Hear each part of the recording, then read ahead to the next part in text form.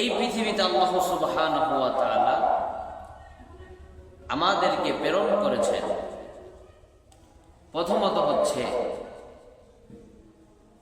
তার ইবাদত করার জন্য,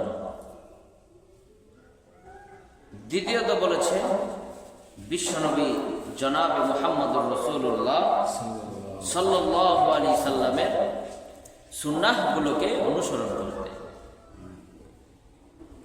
হযরত আব্দুল্লাহ ইবনে মাসউদ রাদিয়াল্লাহু তাআলা একটি হাদিস বর্ণনা করেন, ওয়া আন আবি মাসউদ রাদিয়াল্লাহু তাআলা আনহু قال سألت النبي صلى الله عليه وسلم أي العمل أحب إلى الله تعالى قال الصلاة على وقتها قلت ثم أي قال برب الوالدين قلت ثم أي قال الجهاد في سبيل الله আল্লাহ রাসূল সাল্লাল্লাহু আলাইহি সাল্লাম বলেন, রাসূলের সাহাবী হযরত মাসউদ রাদিয়াল্লাহু তাআলা বর্ণনা করেন, আল্লাহ পাক রব্বুল আলামিন বলেছেন, আল্লাহ রাসূলকে এক সাহাবী জিজ্ঞেস করলেন, ইয়া রাসূলুল্লাহি ইয়া হাবিবাল্লাহ, আমাদের কাছে সর্বোত্তম ইবাদত কোনটি? আল্লাহ রাসূল ওই সাহাবীকে বললেন, সর্বোত্তম ইবাদত হচ্ছে সালাত আদায় করা। বলুন সুবহানাল্লাহ। কি আদায় করা? সালাত আদায়, নামাজ আদায় করা। দ্বিতীয় কোনটি? আল্লাহ রাসূল বলেন, ক্বালা বিরুল ওয়ালিদাইনি, আল্লাহ রাসূল বললেন দ্বিতীয় হচ্ছে মা বাবাকে সম্মান করা। তৃতীয়টি হচ্ছে জিহাদ ফি সাবিলিল্লাহ, জিহাদ করা, আল্লাহর রাস্তায় জিহাদ করা। দ্বিতীয় ইবাদতটি হচ্ছে পিতামাতার সাথে ভালো আচরণ করা, সদ্ব্যবহার করা, পিতামাতাকে সম্মান করা। বলুন সুবহানাল্লাহ। সম্মানিত সুধী, পিতামাতাকে সম্মান করতে হবে। আল্লাহ রাসূল সাল্লাল্লাহু আলাইহি সাল্লাম বলেছেন, এটাও হযরত মাসউদ রাদিয়াল্লাহু তাআলা আনহুর বর্ণনা। হযরত মাসউদ রাদিয়াল্লাহু তাআলা আনহু বলেন, কেউ যদি পিতামাতার চেহারার দিকে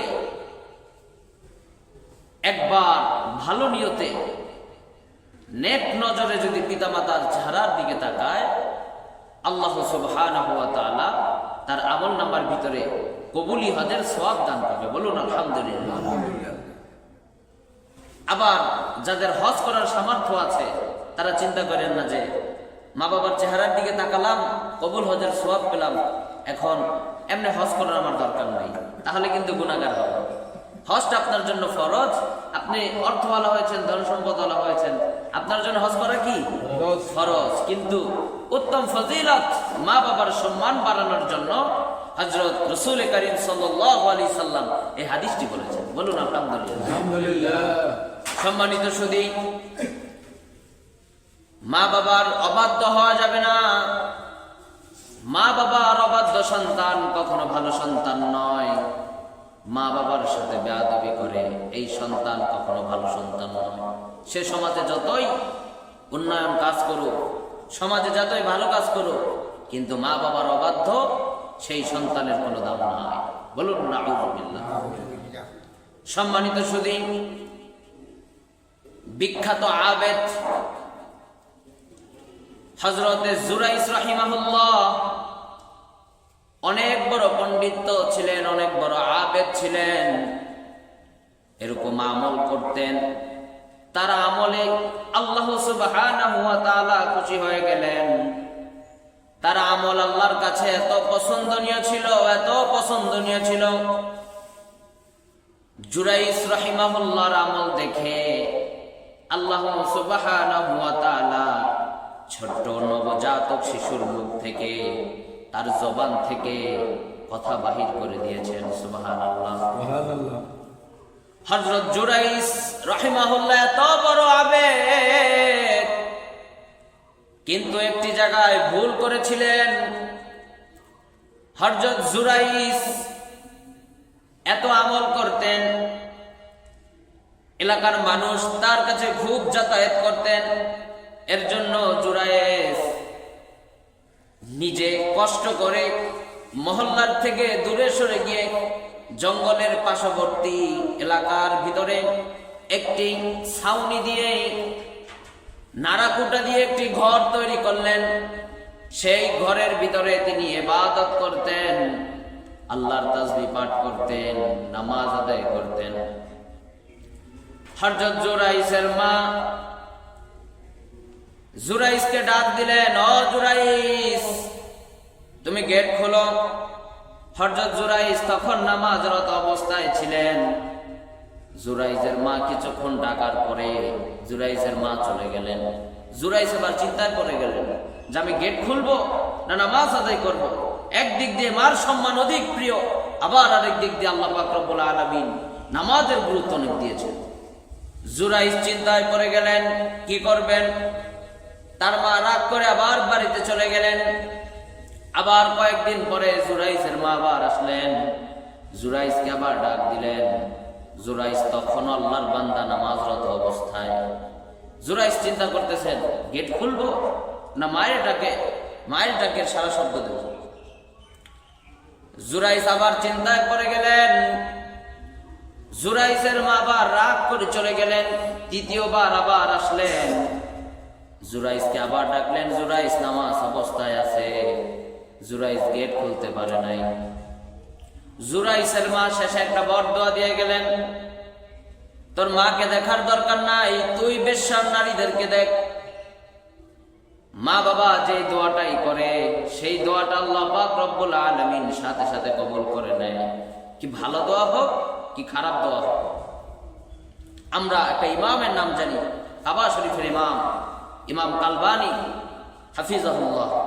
তার মা দোয়া করেছিলেন, আল্লাহ আমার সন্তানকে তুমি কাবার ইমাম বানিয়ে দাও।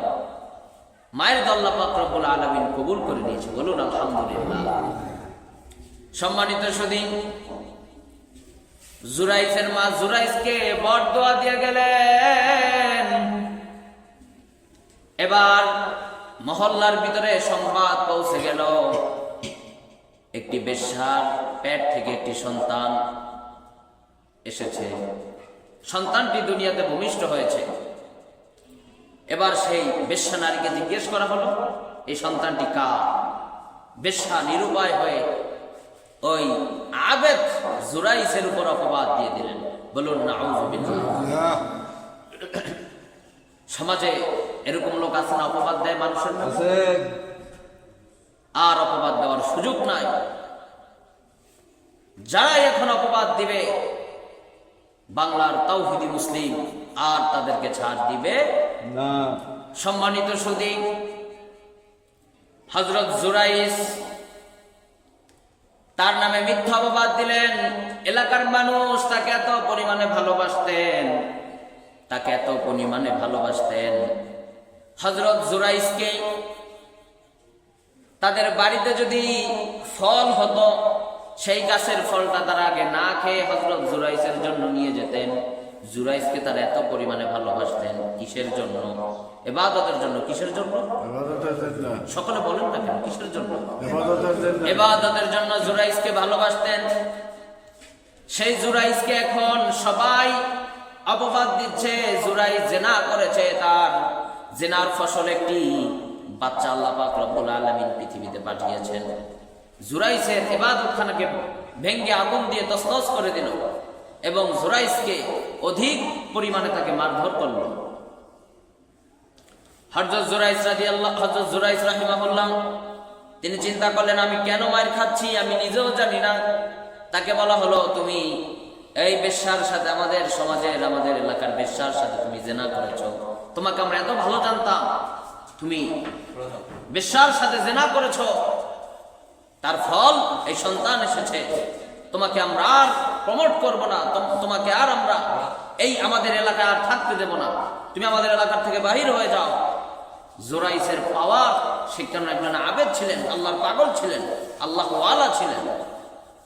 জুরাইস বলল, কোন মহিলার সাথে আমি জিনা করেছি, কোন নবজাতক শিশু হয়েছে, সেই নবজাতক শিশুকে আমার সামনে নিয়ে আসো।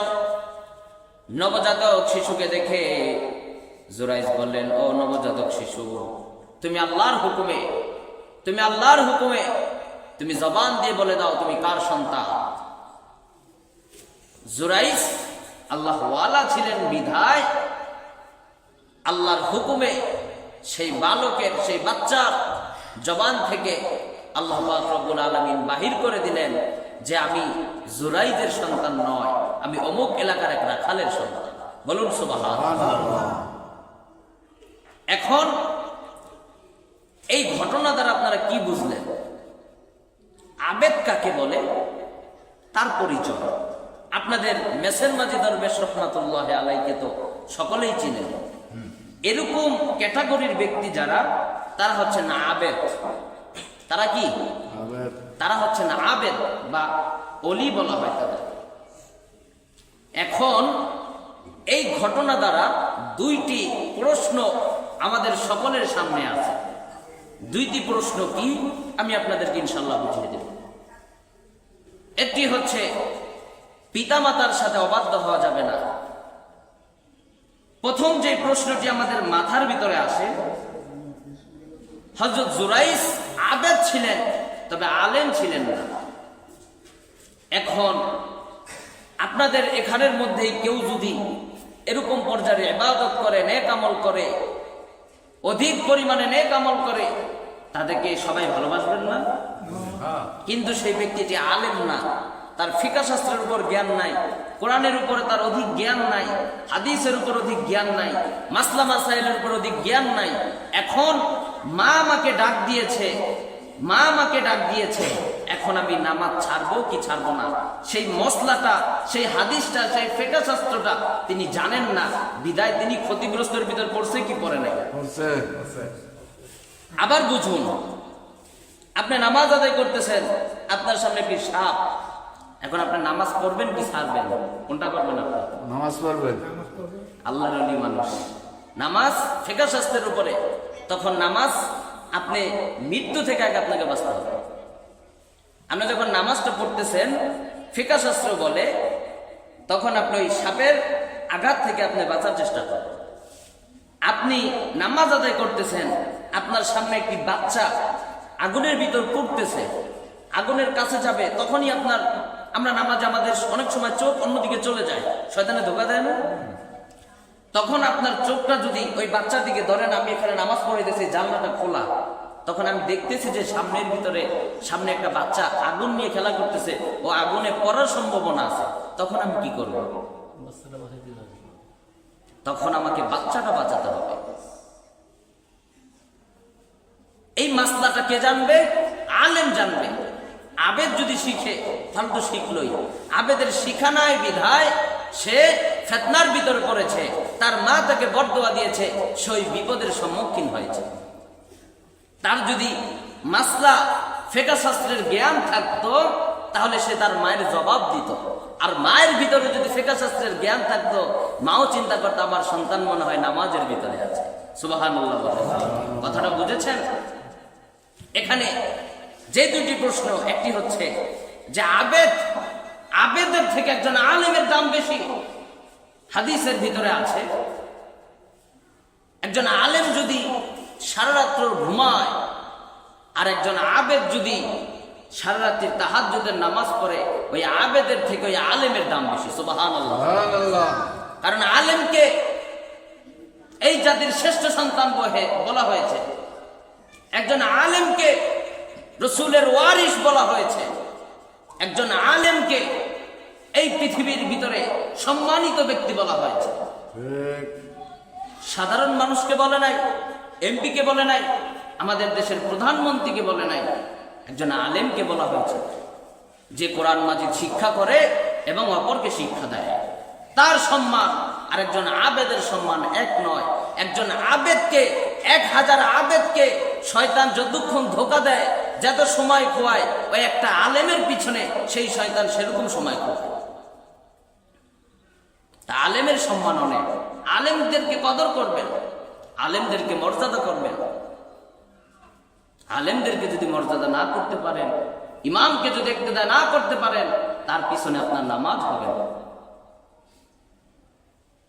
আলেমকে যদি আপনি ইক্তেদা না করতে পারেন, ভালো না বাসতে পারেন, তাহলে তার পিছনে আপনার নামাজ হবে না। আলেমের সম্মান অনেক। কেন সম্মান অনেক? সে কোরআন শিখেছে, সে হাদিস পড়েছে, কোরআনের দাম অনেক।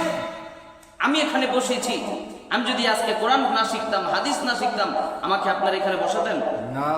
1 পয়সাও দাম দিতেন? দামটা কেন দেন? আমার ব্যক্তিগত কোনো দাম? কোরআনের দাম, হাদিসের দাম, রসুলের সুন্নতের দাম। আমার ভিতরে রসুলের সুন্নত আছে, আমার ভিতরে কোরআনের জ্ঞান আছে, হাদিসের জ্ঞান আছে, ফিকহ শাস্ত্রের জ্ঞান আছে। তার জন্যই তো আপনারা আমাকে সম্মান করেন, না আমি ব্যক্তিকে সম্মান করেন। সম্মানিত সুধী, আলেমের সাথে খারাপ আচরণ করা যাবে না। আলেমের মর্যাদা অনেক, আবেদের থেকে আলেমের মর্যাদা অনেক। আবেদ যে কোনো সময় বিপদে পড়তে পারে, কিন্তু আলেমের মসলা জানা আছে, হাদিস জানা আছে, ফিকহ শাস্ত্রের জ্ঞান আছে, এর জন্য আলেম সহজে বিপদে পড়বে না। সম্মানিত সুধী, আমরা এই ঘটনা দ্বারা 2টি জিনিস বুঝলাম। একটি হচ্ছে আবেদের থেকে আলেমের দাম বেশি, তার জন্য আমরা আলেম হওয়ার চেষ্টা করব। আমি নিজে আলেম হতে পারি নাই, আমার সন্তানকে আলেম বানাবো। 12টি হক, পিতামাতার যে সন্তানের প্রতি যে পিতামাতার 12টি হক, তার ভিতরে একটি হক বলেছিলাম না? সন্তানকে কি শিক্ষা দিতে হবে? কোরআন শিক্ষা দিতে হবে, আলেম বানাতে হবে। আলেম যদি বানাই, আমি নিজেও শান্তি পাবো। এ ভাই, কয়জন মুহাদ্দিসের মা অপমানিত হচ্ছে তার সন্তানের দ্বারা? কয়জন মুফাসসিরের দ্বারা তার মা বেইজ্জতি হচ্ছে? খবর নিয়ে দেখেন, খবর নিয়ে দেখেন। অঢলা পয়সাওয়ালা জজ, ব্যারিস্টার, আরো কত কিছু আছে, ইঞ্জিনিয়ার, ডাক্তার, তাদের দ্বারা তাদের পিতামাতা আজকে নির্যাতিত, তাদের দ্বারা আজকে তাদের পিতামাতা অসুখী। ঠিক কিনা বলেন? সম্মানিত সুধী, আলেম বানান, সন্তানকে আলেম বানান। কিয়ামতের ময়দানেও শান্তি, দুনিয়াতেও শান্তি। সম্মানিত সুধী, দ্বিতীয় প্রশ্নটি হচ্ছে, পিতামাতার অবাধ্য হওয়া যাবে না। পিতামাতাকে ভালোবাসতে হবে, পিতামাতার অবাধ্য হওয়া যাবে না। হযরত আবু হুরায়রা রাদিয়াল্লাহু তাআলা আনহু থেকে বর্ণনা, ওয়ান আবি হুরায়রা রাদিয়াল্লাহু তাআলা আনহু قال رجل إلى رسول الله صلى الله عليه وسلم قال يا رسول الله। হযরত আবু হুরায়রা রাদিয়াল্লাহু তাআলা আনহু থেকে বর্ণনা, রাসূল সাল্লাল্লাহু আলাইহি সাল্লামকে قال যা রাজুলুন, এক ব্যক্তি রাসূল সাল্লাল্লাহু আলাইহি সাল্লামকে এসে বললেন, ইয়া রাসূলুল্লাহ, আমি পৃথিবীতে সর্ববেশি কাকে ভালোবাসবো?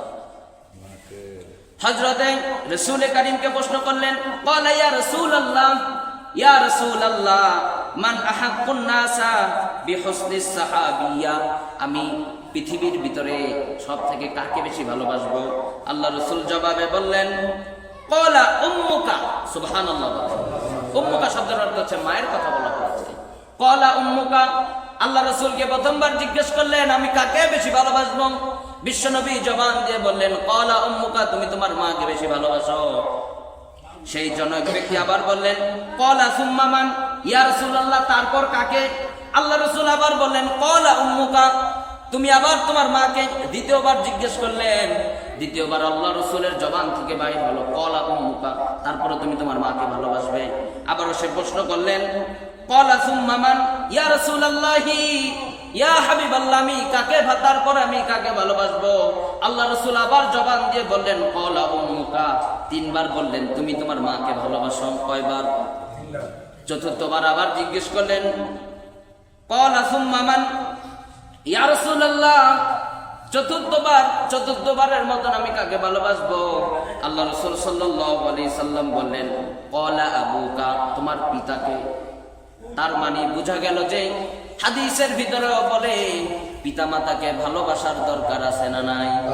এখন এখানে একটা প্রশ্ন, জিয়া হুজুর, মায়ের কথা 3 বার বলা হলো কেন আর পিতার কথা 1 বার বলা হলো কেন?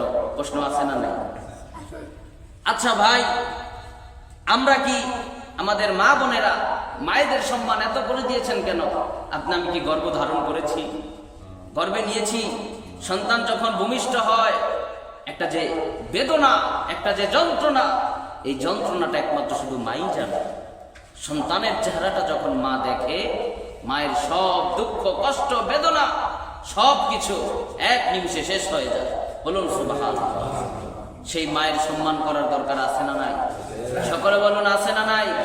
আল্লাহ পাক রব্বুল আলামিন আমাকে দোয়া শিক্ষা দিলেন, ওয়াগফিদ জানাহাল যুল্লি মিনহু واغفض جناح الذل من الرحمة وقل رب ارحمهما كما ربياني صغيرا سبحان الله। আল্লাহ পাক রব্বুল আলামিন আমাকে দোয়া শিখিয়ে দিলেন, ওয়াগফিদ জানাহাদ যুল্লি মিনার রাহমাতি, তুমি তোমার মার সাথে, তুমি তোমার মার জন্য কোমলী ভাষায়, সুদর্শনীয় ভাষায়, নরম ভাষায় মায়ের জন্য দোয়া করো। ওয়াকুর রব্বিরহামহুমা কামা রাব্বায়ানি সগীরা। সুবহানাল্লাহ। এবার আসুন, যে 6টি প্রকারের কথা বলেছিলাম, 7টি প্রকারের কথা বলেছিলাম, পিতামাতা মৃত্যুর পরে তাদের জন্য 7টি মাগফিরাতের দোয়া করতে হবে। 7টি হক রয়েছে, সেই 7টি হক আপনাকে আমাকে সকলেরই পালন করতে হবে। প্রথম হক হচ্ছে পিতা মাতার জন্য মাগফিরাতের জন্য দোয়া করা। যেরকম দোয়া করলাম রব্বির হামহুমা কামা রব্বায়ানি সগীরা, পিতা মাতা যারা আছেন সন্তানকে এতটুকু এলেম শিক্ষা দিয়ে যান, যেন আপনার মৃত্যুর পরে আপনার সন্তান যেন আপনার জন্য দোয়া করতে পারে, রব্বির হামহুমা কামা রব্বায়ানি সগীরা। এই জন্য পিতা মাতার জন্য যেন আপনার সন্তান যেন দোয়া করতে পারে, এতটুকু শিক্ষা আপনি আপনার সন্তানকে দিয়ে যাবেন। দ্বিতীয় হচ্ছে বিশ্বনবী জনাবে মুহাম্মদুর রাসূলুল্লাহ বলেন, ইসালে সওয়াব করা। ইসালে সওয়াবটা কি? সওয়াব পৌঁছানো। মাগরিবের পরে, ফজরের পরে তাদের জন্য 3 বার সূরা ইখলাস, 3 বার সূরা ফাতিহা, 10 বার ইখলাস, 11 বার দুরূদ শরীফ পড়ে তাদের জন্য সওয়াব রেসানি করা, তাদের কবরের ভিতরে দোয়া পৌঁছানো। এটা নেককার সন্তানরাই করে, এটা নেককার সন্তানরাই করে। সম্মানিত সুধী, সংক্ষেপে বলবো, তৃতীয়টি হচ্ছে তাদের সঙ্গী সাথী, আত্মীয় স্বজন না। সঙ্গী সাথী যেরকম আপনার বাবার বন্ধু, আপনার মায়ের এলাকার মুরব্বীদের, এলাকার মহিলাদের সাথে সম্পর্ক ভালো থাকতে পারে, তাদের খোঁজ খবর নেওয়া। আপনার বাবার সাথে একজনের বন্ধুত্ব আছে, তার সাথে কি করা? খোঁজ খবর নেওয়া। সম্মানিত সুধী, 4র্থ নম্বর হচ্ছে আপনার বাবার যেই আত্মীয় স্বজন আছে তাদেরকে সহযোগিতা করা, তাদেরকে সাহায্য করা। চাচার সাথে ঝগড়া করা যাবে না, বাবার সাথে দ্বন্দ্ব থাকতে পারে। সন্তান, তুমি চাচার সাথে তুমি খারাপ আচরণ করতে পারবা না। চাচার কথা হাদিসের ভিতরে আছে, চাচা হচ্ছেন পিতার সমতুল্য, চাচাকে পিতার মতন সম্মান করতে হবে, হাদিসের কথা সহিহ বুখারীর বর্ণনা আছে। সম্মানিত সুধী, পিতা মাতা 5ম নম্বর হচ্ছে পিতামাতা ঋণ করেন অনেক সময়। ঋণগুলো কার করে? কিসের জন্য? আমাদের জন্যই তো করে, সন্তানের জন্যই তো করে, আমার পড়াশোনার জন্য, হয়তো আমার ব্যবসা বাণিজ্যের জন্য। পিতামাতা যে ঋণগুলো করে, সেই ঋণগুলোকে আমি পরিশোধ করে দেব আমার সাধ্য মতো। সম্মানিত সুধী, 5ম নম্বরে হচ্ছে শরীয়ত সম্মত ওসিয়ত পূরণ করা। আপনার বাবা আপনাকে ওসিয়ত করে গেছেন, আপনার সম্পদ আছে, আপনার বাবা ওসিয়ত করে গেছেন একটা মসজিদ বানাবা, সেটা আপনার জন্য বানানো ফরজ হয়ে যায়। কি মাদ্রাসার খেদমত করা, মাদ্রাসার ওই খেদমত করা আপনার জন্য ফরজ হয়ে যায়। আপনার বাবা আপনাকে ওসিয়ত করেছে, বাবা, অনেক মানুষ আছে গ্রামের মুরব্বীর আজান দিত, তার সন্তান ওসিয়ত করে যায়, আমার মৃত্যুর পরে তুমি এই আজানগুলো দিবা ফি সাবিলিল্লাহ, এই দায়িত্ব পালন করা আপনার জন্য ফরজ হয়ে যায়। সম্মানিত সুধী, আবার শরীয়ত সম্মত যেইগুলো আছে, ধরেন কথার কথা, আপনি মুসলমান, আপনার বাবা আপনাকে সুপারিশ করে গেল যে মদের ব্যবসা শুরু করবা, এইটা আপনার জন্য করা হারাম হয়ে যাবে। আরো বিভিন্ন অসামাজিক কাজ যেগুলো আছে সেইগুলো করা আপনার জন্য হারাম হবে। আর শরীয়ত সম্পূর্ণ যে কাজগুলো আছে সেই কাজগুলো পূরণ করা আপনার জন্য ফরজ হয়ে যায়। সম্মানিত সুধী, 7ম নম্বরে বিশ্বনবী বলেন সাধ্যমতো তাদের কবর জিয়ারত করা। কথার কথা, আপনি বাহিরে থাকেন, এবার আপনি আপনার বাবার মৃত্যুবরণ করেছে, তার কবরটা আপনি জিয়ারত করতে পারবেন না, তখন তার জন্য ইসালে সওয়াব করতে হবে, সওয়াব রেসানি করতে হবে, তার জন্য সকাল সন্ধ্যা জিকির করতে, সকাল সন্ধ্যা তার জন্য দোয়া করতে হবে। সম্মানিত সুধী, আর আমাদের পিতামাতা যাদের অন্ধকার কবরে চলে গেছে, পিতামাতাগুলো যাদের অন্ধকার কবরে চলে গেছে, বাড়ির কোনায় পিতামাতার কবর, বছরে একদিনও কবর জিয়ারত করতে যান, এরকম সন্তান আছে না নাই? সাবধান, এইগুলো থেকে বেঁচে থাকবেন।